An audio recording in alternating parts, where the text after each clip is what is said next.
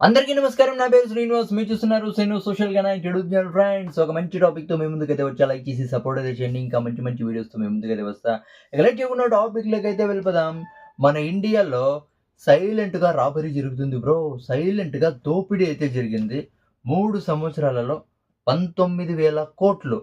100 కోట్లు, 200 కోట్లు, 300 కోట్లు కాదు, 19,000 కోట్లు సైలెంట్గా దోపిడీ చేశారని ఆమ్ ఆద్మీ పార్టీ రాఘవ్ చద్దా ఒక బిగ్ స్టేట్మెంట్ అయితే ఇచ్చినాడు. అంటే మన ఇండియాలో బ్యాంకింగ్ సిస్టమ్ ఉంది కదా, మినిమం బ్యాలెన్స్ మెయింటైన్ చేయకుంటే ఛార్జెస్ అయితే వేస్తారు. అంటే దీని నుంచి ప్రైవేట్ బ్యాంకులు 3 సంవత్సరాల్లో 11,000 కోట్లు అయితే వసూలు అయితే చేశారు. గవర్నమెంట్ బ్యాంకులు 8,000 కోట్లు అయితే వసూలు చేశారు. టోటల్గా 19,000 కోట్లు బ్యాంకులు అయితే వసూలు చేశాయని ఆమ్ ఆద్మీ పార్టీ రాఘవ్ చద్దా ఒక బిగ్ స్టేట్మెంట్ అయితే ఇచ్చారు.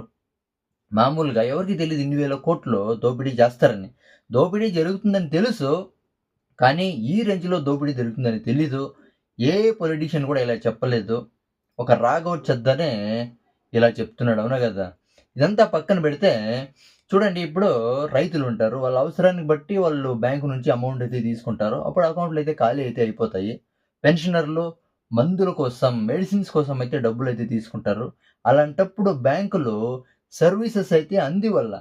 అవునా కదా! డబ్బులు లేవని 100-500 రూపాయలైతే ఫైన్స్ అయితే వేస్తున్నారు.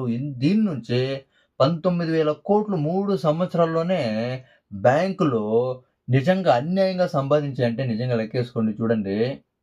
ఒక రాజకీయ నాయకుడు, ఒక ఎడ్యుకేటెడ్ పీపుల్ అయితే ఇలాంటివన్నీ మనకైతే తెలుస్తాయి. అవునా కదా!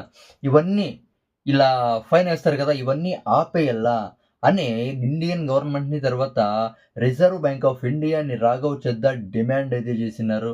నిజంగా చూడండి, ఏ పొలిటీషియన్ కూడా ఇలా మాట్లాడలేదు. ఒక రాఘవ్ చద్దానే మన ఇండియాలో ఏమేం జరుగుతుంది, లూప్ హోల్స్ ఏంటి, ప్రజలు ఎలా మోసపోతున్నారు, మధ్యతరగతి, కూలీలు, తర్వాత వీళ్ళందరూ ఎలా మోసపోతున్నారని నీట్‌గా ఎక్స్‌ప్లెయిన్ అయితే చేస్తున్నాడు.